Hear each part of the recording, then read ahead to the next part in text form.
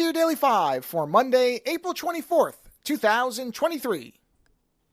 The third season of Star Trek Picard has concluded, and I wanted to do a short review on it. Now, I'll be talking about it on Friday in depth, but in large strokes, my overall impression of this third season, if you remember, I reviewed it when I was on episode 4 or 5, and I liked it quite a bit.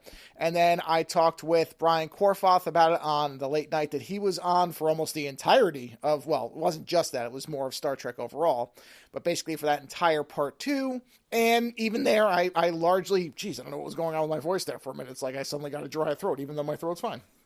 But I largely liked it. And I wasn't sure about how it was going to end. I really wasn't, especially when I'm trying to remember if we brought this up. I'll keep this spoiler free, but there was when one of the big villain points was revealed, I wasn't sure. That kind of put me on the fence because I went, I felt like they were going someplace unique, and then that felt like it was a bit of a reversal. And so I wasn't really sure if it was going to be able to stick the landing. And now, having watched the entire series, honestly, I think it gets by on the fact that the way the characters from the Next Gen cast are handled feels so in tune with that show in comparison to the way the first 2 seasons went that I think it overcomes all the problems. Narratively, there's not much to this series, honestly. Now that it's over, this very much feels like it was just an excuse to get all these people back together so that people who missed this cast could see them together again. Now, you will have to make the judgment on whether that is enough to carry a series. For me, in the end, I ultimately was happy with it. Do I think that it will go down anywhere near as classically as the Next Gen run itself? No, I don't think this is. The storytelling here was definitely thin. Not bad, but thin. They were using things that they could just kind of rely on. There wasn't a lot of exploration. You could argue, well, the first 2 seasons tried to do something different and nobody liked it. Yes, they did. The problem is they didn't understand the characters they were doing it with. And ultimately, what they were experimenting it with was kind of boring or ham-handed. Now, that's not to say that Next Gen, the series, couldn't be that way. It absolutely could.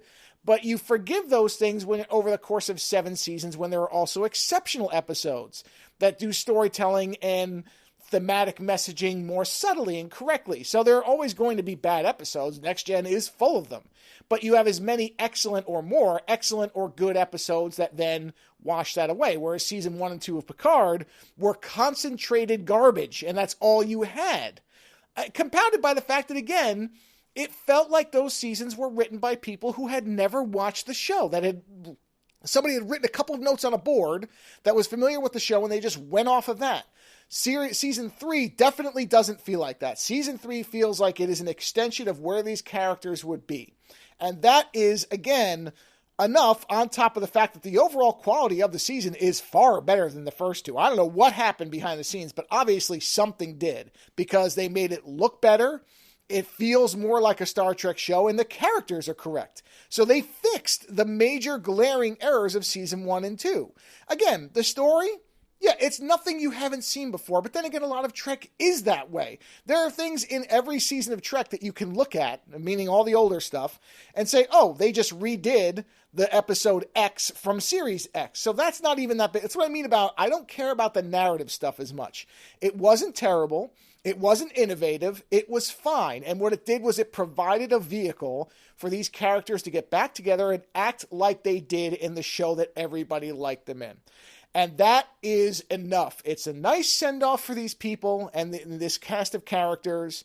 It's not a terrible story. It does set up a possible future series, not, I think, with most of them, but with some of the newer characters, which I think is probably what it ultimately was going for anyway. That was really where it was heading.